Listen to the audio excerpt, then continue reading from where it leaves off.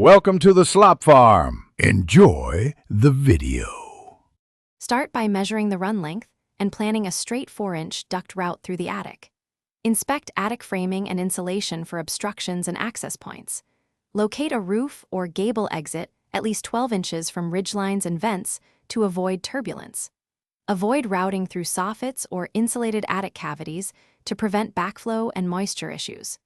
Choose a path with minimal bends and no more than 2 45-degree elbows for optimal airflow. Mark penetrations and check local codes about roof caps and termination heights.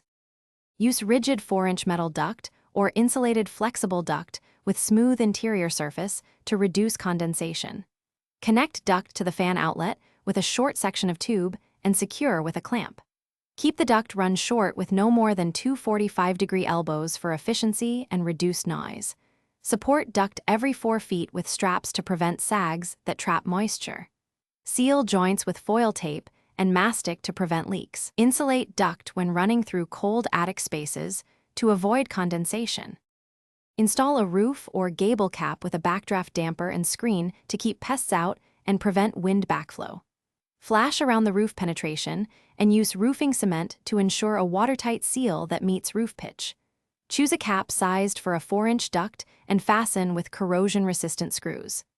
Test the fan flow at the vent after installation to confirm airflow and check for vibration. Inspect the attic after a hot shower for any condensation or leaks, and adjust insulation where needed.